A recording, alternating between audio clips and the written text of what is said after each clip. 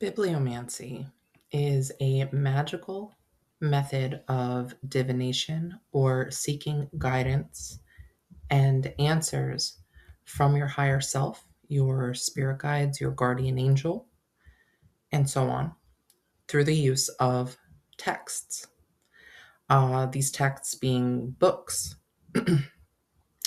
This is basically a wonderfully magical way to practice divination without necessarily needing to buy any fancy decks or runes, pendulums, and so on. Not only that, but words are powerful. We've spoken about this, right?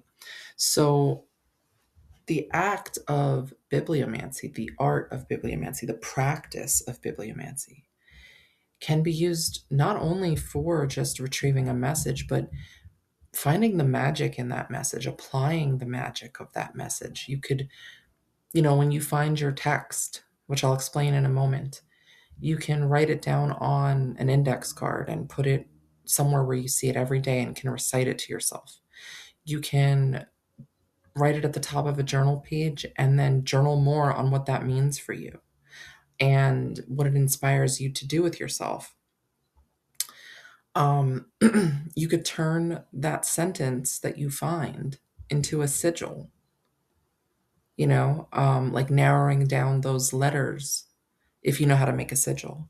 If not, I highly recommend that you look it up and you could apply that method to whatever sentence you are drawn to. Actually, in fact, I think I have a link still saved on my computer for easy sigil making. Um, I'm going to look for it and I will absolutely link it in the description below. Do not worry, I'm going to link it. So go to the link in the description below and you can even type out your sentence there and it will most likely turn it into a sigil. And then you could use that sigil, knowing that that sigil is a fully packed sentence, a message delivered to you by your higher self, your guides, your gods, your spirits, your ancestors, however you use bibliomancy. And that sentence, those powerful words are packed in that sigil. You could put that sigil in your shoe. You could put it in a purse. You can put it in your car, on your altar, under a candle, draw it on a candle. It's endless how you can use bibliomancy for magic because words are spells. And when you concentrate your focus on receiving magical words that can help you heal, grow, or manifest something positive or make shift happen, basically, you can use bibliomancy for more than just receiving the message, but turning that message into movement. Okay. So bibliomancy, I'm just looking at my notes real quick. Bibliomancy was typically uh, done through the use of a sacred text like the Bible, the I Ching, or the Quran, or other like sacred, not sacred, but like old literature, like Virgil or Homer. You could even use things like the Divine Comedy or Paradise Lost or um, books by tons of different poets. But it doesn't have to be things like that. It doesn't have to be special literature. It doesn't have to be the Bible. I tend to use the Bible because I view the Bible as an anthology of sacred mythology and interactions that human beings have had with spirit. So I find it to be a very powerful text when I look at it from that POV. But I also use, uh, you know, regular books that I have. You know, I have a book called Rise, Sister, Rise by Rebecca Campbell, and now I use it more as like a bibliomancy text where I'll just open up the book to wherever I feel like my higher self is guiding me that day. And I will meditate on it or I'll write it down or turn it into a spell, a spell in motion, magic in motion. Um, You can use books by your favorite authors. You can use storybooks that you loved as a child when you're wanting to utilize this as a message from your inner child. Um, but that's roughly, what you need is a book. And then what you do is you hold that book in your hand, hold it to your heart, take a few deep breaths, and you can ask something as simply as, what does my soul, spirit, and heart need to know today? And I mean, you can adjust that line of questioning however you like, whatever is authentic and true, and that you really need and want to see that day, speak it. You can speak to your ancestors. You can cast a circle for protection. You can light a candle to really set the sacred space and set up the protection. You can always use the line that I typically use for tarot readings. I use it for bibliomancy as well, and that is, I ask to receive the holy truth, the whole truth, the holy truth, and nothing but the truth. And I ask that nothing from me or outside of me may interfere with the truth I need to receive today. This allows you to receive the answers, messages, the magic that you need without your own negative thinking interfering, because you've already stated nothing from me even can interfere with this. I am open and willing and ready to receive the truth that I need to receive today to help me move forward, to help me make shift happen, to help me live happier, healthier, and more freely than I have been.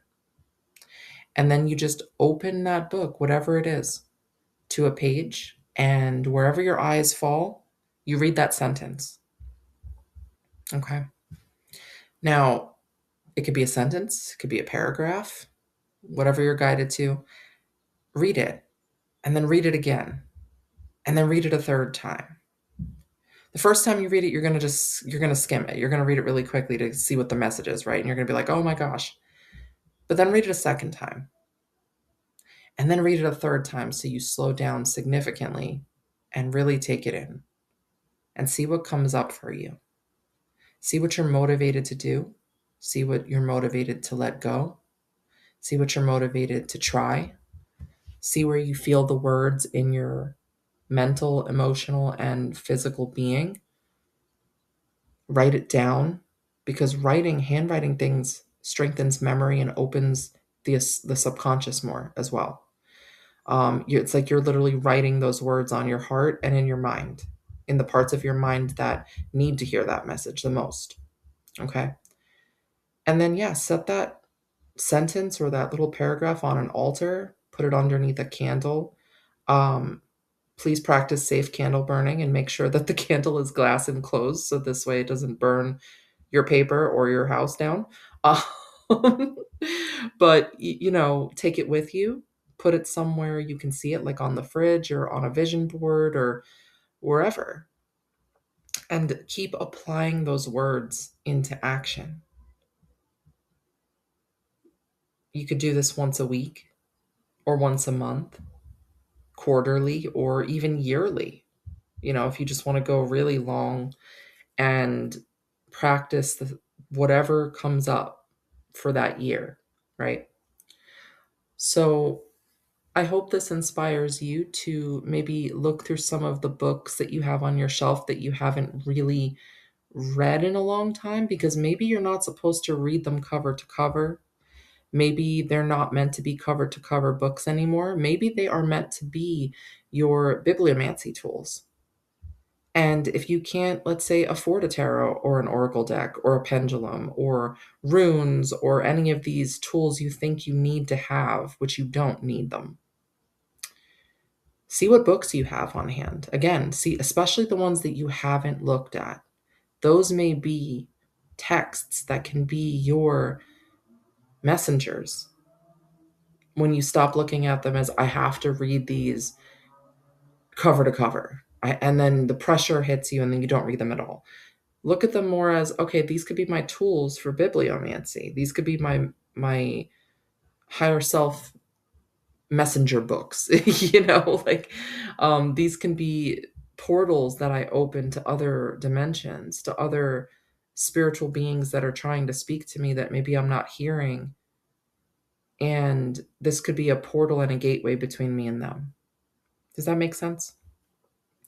So, obviously, practice safely. Always make sure you say prayers, set sacred space, cleanse your space before and after doing any forms of magic and or divination, just to make sure that you keep a neutral space and don't have any energetic residue.